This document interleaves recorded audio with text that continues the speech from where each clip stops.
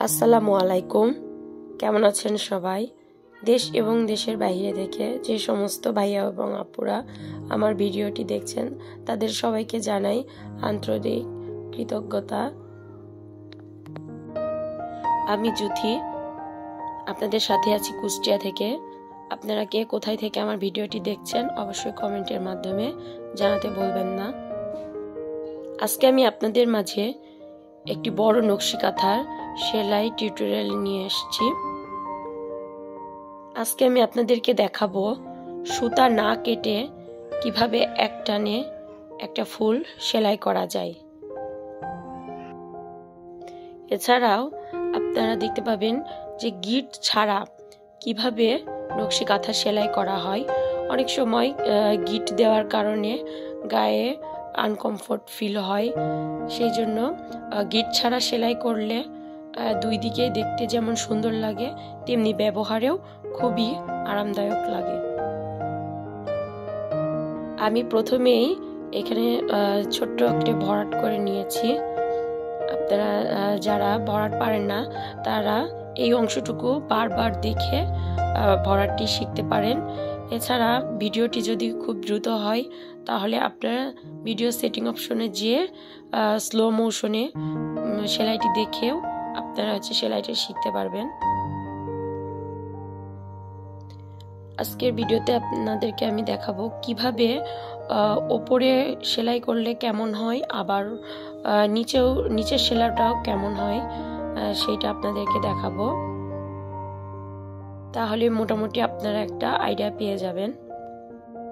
এছাড়াও আমার ভিডিওর কোনো অংশ যদি আপনাদের বুঝতে অসুবিধা হয় অবশ্যই আমাকে কমেন্টের মাধ্যমে জানাতে পারবেন। আমি যথাসাধ্য আপনাদের প্রশ্নের উত্তর দেওয়ার চেষ্টা করব।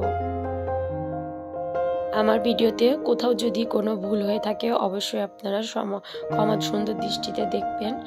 আর যারা আমার এই ধরনের ভিডিওগুলো দেখতে পছন্দ করেন তারা আমার চ্যানেলটিকে সাবস্ক্রাইব করে রাখতে পারেন।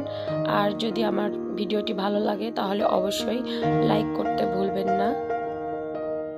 আমার কাছে আর্ট এবং সেলাই করা দুই রকম নকশি কাঁথাই রয়েছে।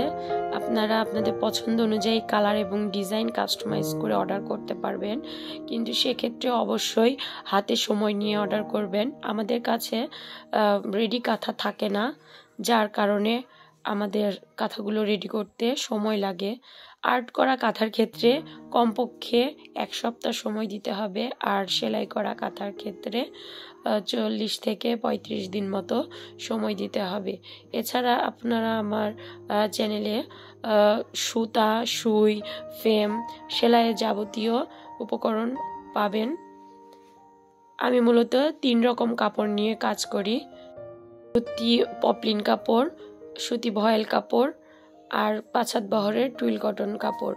যে সমস্ত আপুরা 2 পার্ট কাঁথা ইউজ করেন তার সুতি পপলিন কাপড় দিয়ে কাঁথাগুলো বানিয়ে নিতে পারেন। এছাড়া যারা 3 পার্টের নকশি কাঁথা পছন্দ করেন তারা ভয়েল কাপড় দিয়ে 3 পার্টের নকশি কাঁথাগুলো তৈরি করে নিতে পারেন। এছাড়াও যারা জোড়া ছাড়া নকশি কাঁথা পছন্দ করেন তারা 5 হাত বহরের টুইল কটন কাপড় দিয়ে নকশি কাঁথা বানিয়ে নিতে পারেন। নকশি কাঁথাগুলো টুইল কটন কাপড়গুলো যেহেতু একটু মোটা হয়ে থাকে সেই জন্য কাঁথাগুলো একটু ভারী হয়ে থাকে। যারা একটু ভারী কাঁথা পছন্দ করেন তারা টুইল কটন কাপড় দিয়ে কাঁথাগুলো বানিয়ে নিতে পারেন। এছাড়া 3 পার্টের কাঁথাগুলো যেহেতু বাজেটে বেশি, তো 2 পার্টের টুইল কটন কাপড় দিয়ে যদি কাঁথা বানিয়ে নেন সেম কাঁথা আপনারা কম বাজেটের মধ্যে তৈরি করে নিতে পারবেন। ভিডিওটি না টেনে শেষ পর্যন্ত সকলেই সাথে থাকবেন। সবার জন্য রইল দোয়া এবং শুভকামনা। আসসালামু আলাইকুম।